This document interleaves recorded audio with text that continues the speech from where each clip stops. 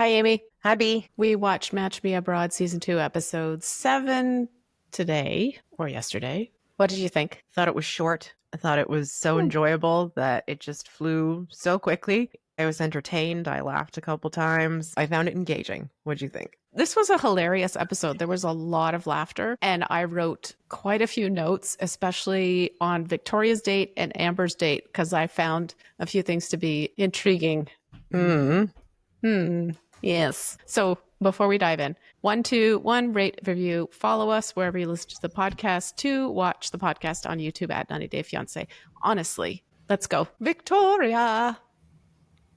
It's time for her second date. The choice this time of her date. Okay, Katarina's she's got some explaining to do. Got some ideas. Yeah.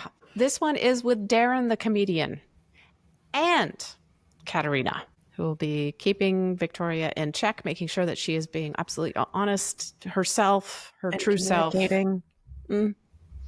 Not apologizing for who she is, just being Victoria, plain and simple. I've never had a chaperone on a date before. This is a very unusual circumstance, but you know, Victoria went for it. So I'm glad there was that at least. I've had one chaperoned date, and my cousin sat on the opposite side of the restaurant, but I was 14 and I was meeting a boy off of the internet for the first time. Oh, that's shocking. That's so risky. So old. And dating at 14, oh my God, I would never have been allowed.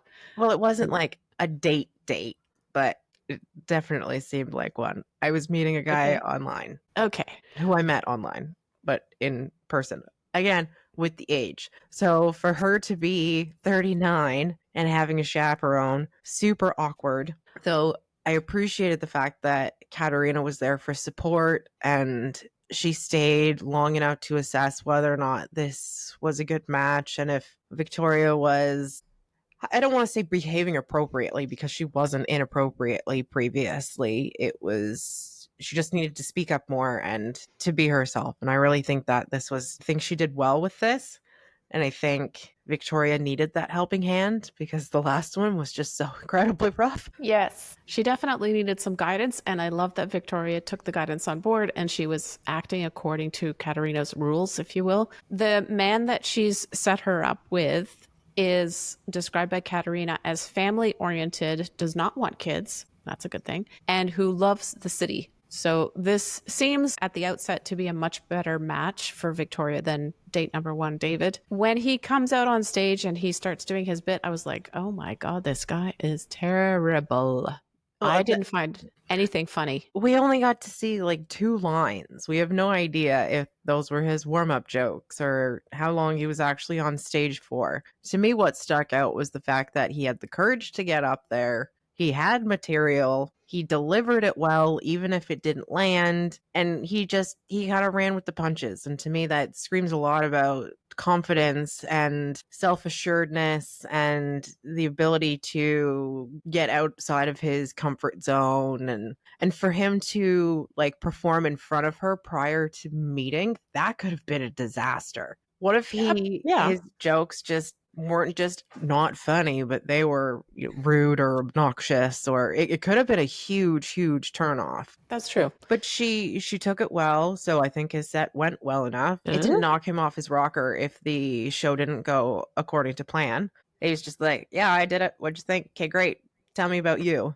It wasn't, this is what I do. Look at me.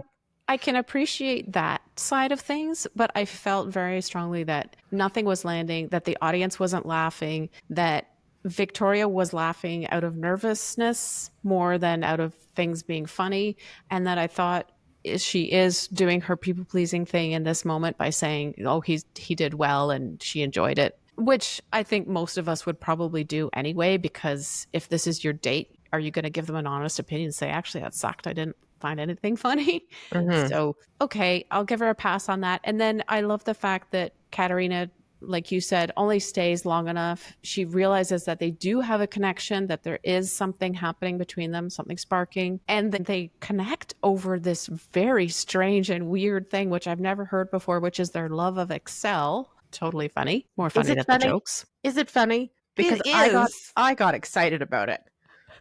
Like, oh, you guys are nerds. This is wonderful. I remember the first time that I learned what a pivot table was.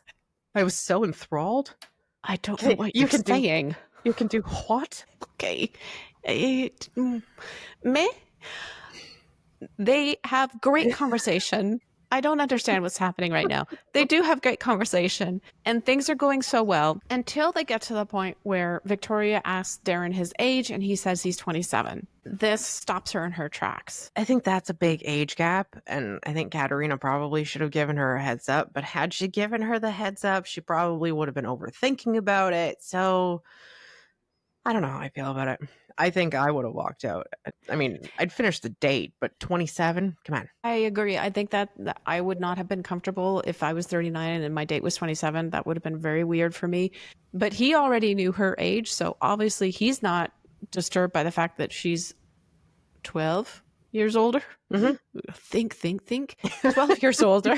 And they get along so well that they're talking about going for a second date. However, this second date, okay, now this is where I think Victoria is once again dipping into her people pleasing mode, is to go get matching tattoos together. What? I think going Really? to get tattoos would be one thing, but getting matching tattoos would be a completely different ball game. Because I would do the tattoo on a second date and be like, ha ha ha, there's a funny story behind this. But to be matching, Nope.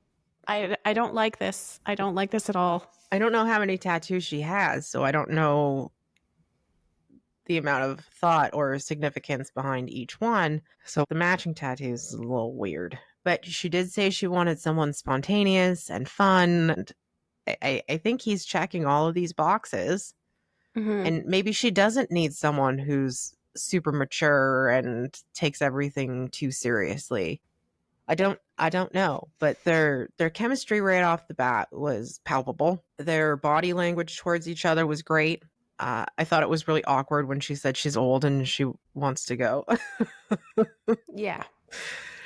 I'm old.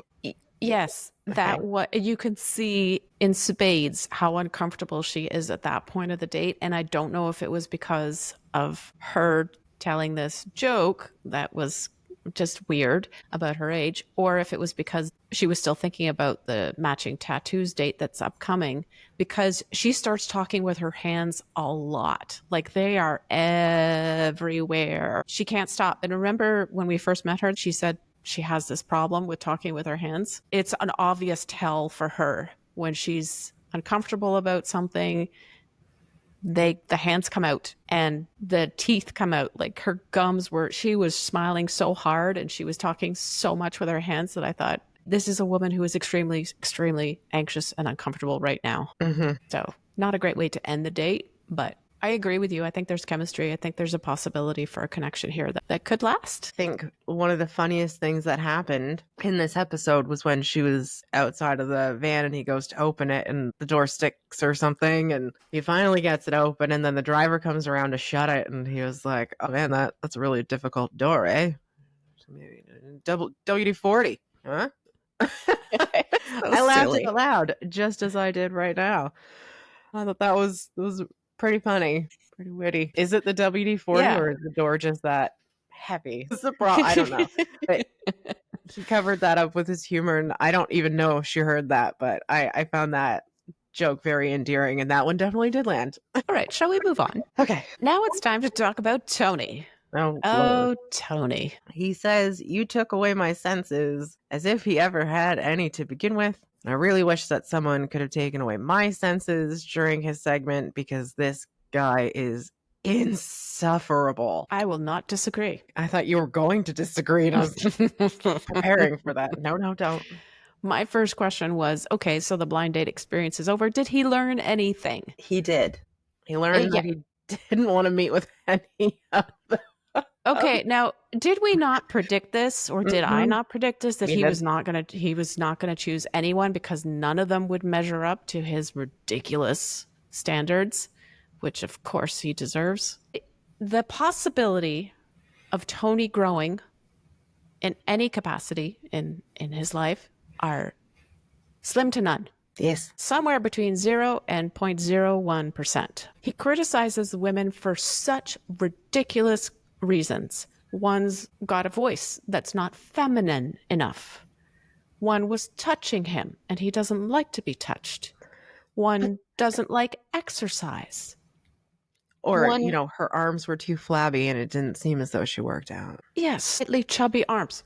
Pardon me, sir. One had a job that might put her in an environment that contains drugs, and that is not what he wants to deal with.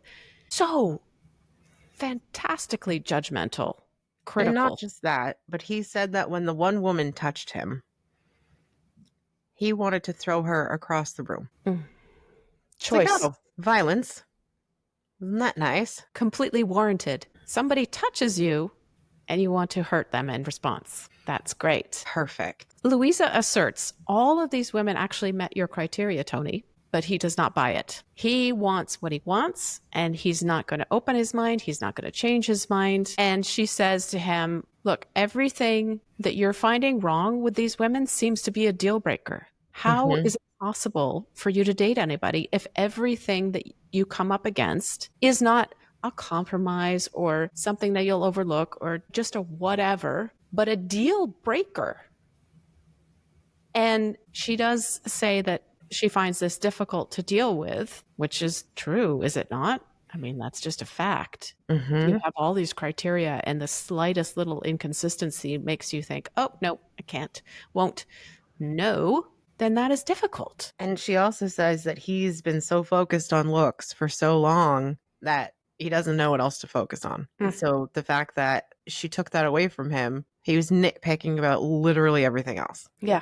Impossible criteria. And I found that his attitude towards Luiza, who is there to help him, who is there to guide him, was just awful. And he's saying to us, I'm going to give her a second chance. What?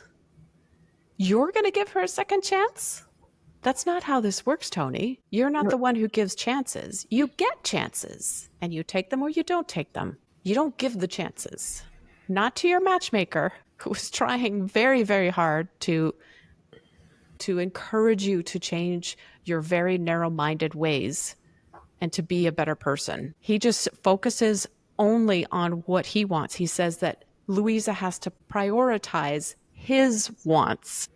It's just unbelievable to me how self-centered this guy is, how much he believes that all of the women around him have to cater to him exactly in the way that he thinks that they should, and nothing else will be acceptable to him. Superiority complex. Totally. And him telling Luiza that, he's de-aging and he's in high demand and could get whatever woman he wants. On what why planet? did you ask for a matchmaker? And why are you now in a completely different country and you're not giving anyone a chance? You're still single. Like, what the actual F is wrong with this guy?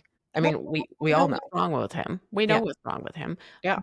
Why is it so difficult for him to not see exactly what you pointed out, that he is single, he's not having any luck, he needs help, he has hired a matchmaker, he is in a different country? Surely that indicates that you need assistance, and you have to then keep an open mind in order to get what you are trying to get. You can't just keep banging your head against the same wall expecting it to turn into marshmallow. This guy just drives me completely batty. Insufferable. Shall we read on? Because the delightful Harold is next. Which is Harold. Wonderful. So Harold and Dolly meet. They're going to debrief about his date with Amber. He wears his ruler suspenders. Amy, are you listening? Yes. Sorry, I'm cold. Nothing to say about the suspenders except they're his favorites. They're his favorites and convenient. He can measure things on the go. And I really appreciated Dolly's approach to this. She said, she's really happy that he went without the suspenders on the first date, and now he can start introducing more of his personality. So maybe we were wrong about her with, this has to be Harold 2.0 and don't be yourself. I think we can kind of start to understand what she was getting at. She seemed to really enjoy the way that he described the date, and, poor guy not having suspenders or a belt for that matter. And it just made more sense for him to wear suspenders this time, and she was totally supportive of it. She was smiling the whole time. She was so encouraging. Thank you. God, I was going to say supporting again, but then I Lost the words. Yeah, I think we did Dolly a disservice. She's really growing on me. Mhm. I love the fact that she said you keep the suspenders off at the beginning and then you introduce them slowly. I thought that's totally fine. That's really different Fair. language than what she was using at the beginning where she was saying don't be yourself, be Harold 2.0. So I'm happy. The really good news in this debrief is that Harold finds out that Amber does like him. Mhm. And Dolly even goes so far as to suggest that on his next date with Amber, Harold might want to up his game and give her a kiss just on the cheek, but take these small steps towards building their connection and their intimacy, which is wonderful news. Think the way that she also approached the body language discussion, or maybe it was just in her individual segment, but she said, Americans move very fast and Singaporeans are a lot slower. So she's trying to combine the two cultures in a way that allows him to kind of push this a little further, a little faster based on the timeline, but also Yeah. by respecting the culture. I thought that was phenomenal. And that ties in with the whole kiss on the cheek thing. And then she mentions that Amber was concerned about his autism. And I think the way he explained it was just so phenomenal. What if we have kids that have autism? Well, he knows how to spot it. He knows how to support it. He knows what kind of doctors and experts and teachers need to be involved, whomever he already knows. And then he said it's a superpower. Mm-hmm. It's not a disability, it's a superpower. Damn it, Harold. He has the best attitude. I love the way that he continues to learn, to improve, to understand, to respect, Mm-hmm. and to keep pushing himself. He's growing. He's doing all the things, but we saw that before when he was dating Michaela with Katarina as his matchmaker before. It's inspiring to watch Harold as he moves through this process of figuring out the social cues, what's expected, the process, how he needs to act, how he needs to change. And he's just willing at every stage and totally open minded and happy to take that knowledge on and to try to incorporate it. Yes, because he's not trying to change himself. He's trying to learn and grow to be better, but not to Exactly. diminish who he is. And when you contrast this with somebody like Tony, who resists at every stage, insisting that he is perfect the way he is wonderful. In fact, he is better than perfect, and women should be grateful to have him in their life. And he's not going to take any of the instruction or guidance on board. It just shows you what a wonderful person Harold really is. And again, with the body language, when they were showing Tony in the blindfold date, we were talking about that before, but just seeing it again, how he was practically like climbing over the back of the chair to get away from these women while like talking to the side was like, Yeah. Yeah.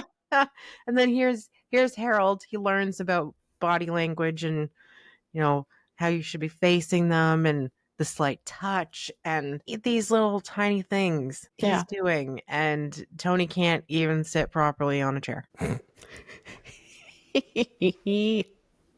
Okay, let's talk about the date because they do have a second date. Harold's going to be his best self. Go, Harold, get it. Go get that kiss on the cheek that you want. Mm-hmm. They go on this boat ride. She brings him a gift. Wonderful. And he brings her one as well. So Snacks. cute. Love the gift of snacks. That is the best gift, by the way, for anybody who would like advice on how to impress a woman on a date. I think that I've made myself abundantly clear. Yes, we all know it's the way to your heart. He puts his arm around her. He makes flirtatious comments. He's trying to be smooth Harold, sexy Harold, all the good things. He's feeling so happy. And he tells us that he's even feeling the same way that he felt before when he was with Michaela, which is what I've been wanting to hear. Mm-hmm. Perfect. Then they have this unintentional moment where their lips collide. Yeah, I think she was trying to kiss him on the cheek and he turned his head. Yes, that's the impression I got as well. I don't know if he did that on purpose or if it was like a reaction, like, oh, she's coming at me, like what is it?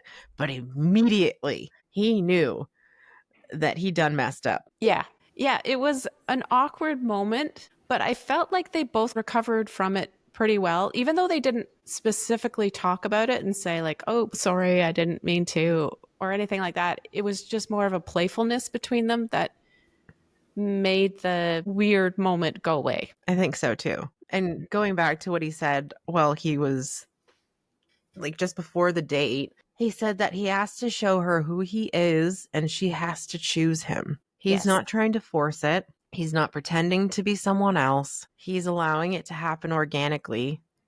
And, you know, he's so self aware, even in that moment. Oh no, I hope I didn't ruin it. Again, with his immense amount of skills with learning and growing, that would never happen with a lot of the other people on this show. Mm-hmm.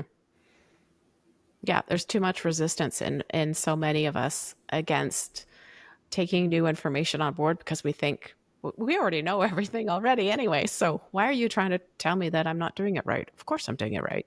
But Harold is open. Anytime you suggest something to him, he's like, oh, okay, yeah, I'll give that a shot. And then to Monica, who we'll get to, but you know, you shouldn't kiss on the first date, let alone both first dates.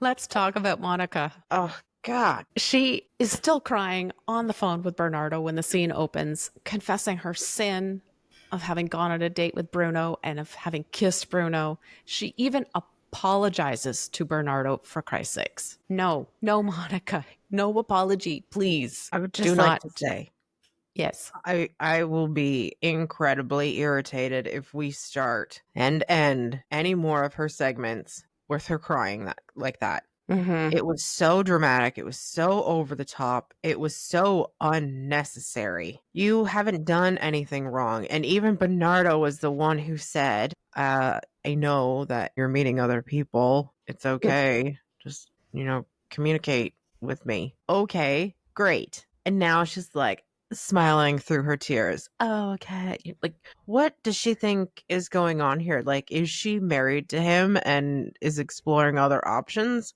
No. I know. Well, we talked about this before. She gives her power away. She allows the man to control her emotions through feeling guilt in whatever she's done or not done, Mm-hmm. or in projecting the relationship into a place where it has not developed yet. They have been out once. And she's already acting as if they are in a committed, exclusive situation. So I loved that Bernardo was not taking advantage of the situation, which he could have very easily done and given her a bit more of a guilt trip over it because she so clearly wanted to go there. And I've broken your heart. I've done so much bad stuff and it's all my fault. Instead saying, I know that you're going out on other dates and that's fine. That's the reality. And I appreciate you being honest with me. Okay, good. We don't need to continue this conversation anymore. Just hang up the phone, Monica, please. Yeah, she is also filled with red flags. I think if I had Yeah. anyone call me after the first date crying about how they went on another first date with someone while they're in the country for matchmaking purposes, I'd be like, you are emotionally unstable, emotionally immature, just immature in general. I don't need this drama. Yes, go out on another date with that person. Don't call me. Mm-hmm. Yeah, I agree. And then Monica talks about this with Luiza. And Luiza, like us, is pretty much shocked that so much information was conveyed to Bernardo unnecessarily. And she also didn't expect that Monica would go ahead and kiss Bruno, which she specifically said not to do after telling her specifically not to kiss Bernardo. So, yeah, kissing should be off the table. She asked for it to be off the table once more, but of course, Monica's not going to listen. We've seen this already twice. And Luiza emphasizes the importance of getting to know the person, how you have to have these common life goals, you have to have common character traits. Stop focusing on the things you can't control, like the inevitability of hurting somebody at some point. And that kind of gets Monica out of that frame of mind where she's feeling so beholden to both men that she's almost paralyzed. She can't make any more decisions. So it breaks the cycle, and Monica says, okay, I want to go out on a second date with Bruno. Okay. I did like that Luiza said that she thinks that Bernardo is more of a player and it's just giving her the lip service, especially with regards to wanting kids, which you and I have already discussed. So it was nice to be validated by the matchmaker as well. And then I wonder if after Monica goes out with Bruno again, is she going to call Bernardo right after and be like, I need to see you? Oh my God, I hope not. I can see that happening though. I had such a great time with him, but I had to see you. Yeah, well, hopefully Monica is able to take the information on board and to develop a stronger sense of herself, just like Harold is, and will not fall into this trap again, hopefully. I don't know if I have hope on that one. Okay, we shall see. We shall see. Shall we read on? Yes. Because now we have the lovely Amber. We do not get to see the end of her date with Keavan. Remember? She was going to take him to her hotel after the pub. Yes. And we didn't know what would happen. Yes, but she didn't. She just said that they made out more. There was no funny business or whatever. Okay.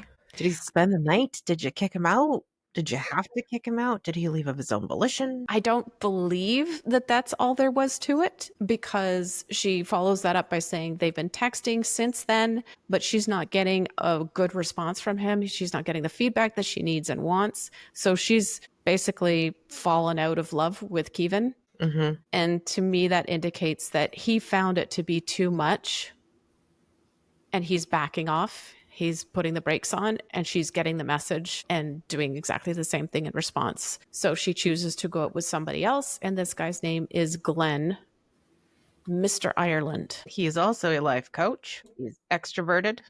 He loves his hometown culture. I like the fact that he's extroverted. I think that's better for Amber than Keavan.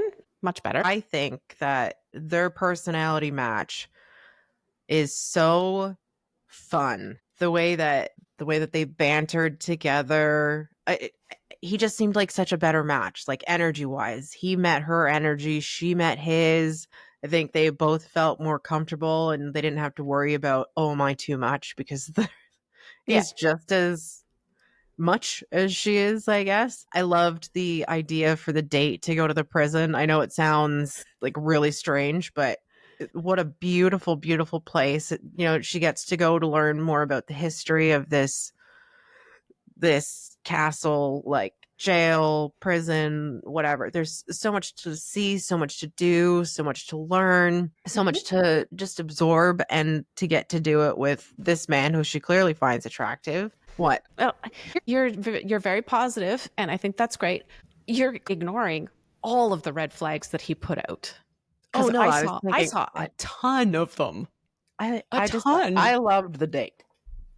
The date itself, I would have loved it was okay. It was all right. But we didn't get to see, or I haven't gotten to the red flag point yet. But please do continue. All right. So immediately, and I mean immediately, the first shot of him standing against the red car, which I guess was his, with the flowers in the all-white suit, I was like, player, self-centered, immature, high maintenance. High maintenance, definitely. He shows off his butt within minutes of having met her. Confident, cocky, overconfident. Mm-hmm. Amber points out his, as she calls them, extra arched eyebrows. Same girl. I cannot. Well, I think she said something about them being manicured or something and arched. Mm-hmm. Like, that guy probably gets his brows done more than I do, which really doesn't say much. It just... I have no patience. I have no patience for anyone who grooms themselves to this extent. Man, woman, whatever. No, thank you. To me, it's just so self-involved. Mm-hmm. Why do you need to do this? Yes, they have good banter. Yes, they do seem to be on the same wavelength. Perhaps Amber is as focused on appearance as Glenn is. His own appearance, her own appearance, not those of others. I just felt like this date was superficial. There was no depth. They were both playing for each other rather than getting to know one another. And then when he invited her to his family home to have lunch or dinner, I don't know which it was, with his mom, and she immediately goes, oh no, red flag, red flag. The look on her face was comical, like, whoa. What? Her reaction to that situation was the opposite to what I'd have. Like, she says it's a red flag to be asked to meet the family so quickly. And I say, why not? Rip It the gives Band-Aid you off. immediate access to who that person is, where they come from, what their family's like, whether or not you get along, what you have things in common. You can absorb so much information in a very short space of time by meeting the family. I know it's unusual. I know most people don't do it. I don't think I've ever done it, but I just think, why not? And she's like, oh, no, I don't like this. I think she's reacting more to the fact that he has a close relationship with his family, and she's worried about the does he live at home? Is he a mama's boy type stuff that she seems to have placed onto Keavan unnecessarily. Well, that was my first question when we saw the preview. Do you want to? My mom's making an Irish stew. Do you want to come? I'm like, oh God, does he live at home? I don't think so. This guy's way too flashy to be the type who would live at home still. He would need his own place so he can bag the babes, you know? I don't know. How much does a life coach make? Good point. Can he Yes. afford his lavish lifestyle? Even if he did just, rent the car for the day or whatever. Does he make enough money to pay for this lavish lifestyle? Okay. Well, Don't know. in any case, my criticism of this date is that it is superficial. That's my overarching statement, as well as the eyebrows. Extra arched superficiality. I didn't feel it as much as I did when she was with Keavan, believe it or not. Well, I agree. It's because they actually had real conversation, borderline real conversation with Keavan. At least she brought up the kids. She doesn't know anything about this guy. We know nothing about this guy other than, they have fun together. And he's Mr. Ireland. That doesn't give him a personality. No, but I'm saying that his personality is contingent on the things that he's achieved. Like, I was a bodybuilder. I got big legs. Look at my nice bum. Look at my beautiful eyebrows. I did this Mr. Ireland thing. You know what I mean? Yes. Where did you go to school? What do you like to do? What are your hobbies? What inspires you? What are you passionate about? What does your future look like? Yeah. Well, we know she doesn't ask those questions. All we find out is that he also doesn't eat fast food. Yes, his body's his temple. Yeah. And she said she doesn't drink. Did you catch that? She says she doesn't drink sodas. No pop. So does. Yes. So does. But she'll drink a ripe Guinness. A ripe Guinness. What the hell is that? Guinness is good for you, didn't you know? Guinness it's one of those things that I'll have a craving for like once every couple years, but it's not something I would ever just be like, oh, no. That is all that I have to say about Amber's date. Did you have any final comments? I think it was a very fun episode. I laughed. I was confused quite a bit. My eyebrow almost shot off my head a couple times. But I think overall, again, with the character development, we're learning so much about these people in a very short period of time. It's really nice to see their personalities come out, although we're not at the extent with Match as we are with UK, I think. Mm-hmm. But it's still enjoyable. Favorite part was the WD-40 comment and the castle jail. Okay. Yes. Lovely. Last comments from you? No. Okay. Not this week. None. Before we go, if you're enjoying the 90 Day Fiancé Honestly podcast, please subscribe to or give our show a follow. If you have an additional moment, please rate us and help other 90 Day fans to find our show. Thanks for listening. Thanks, everyone. See you next week.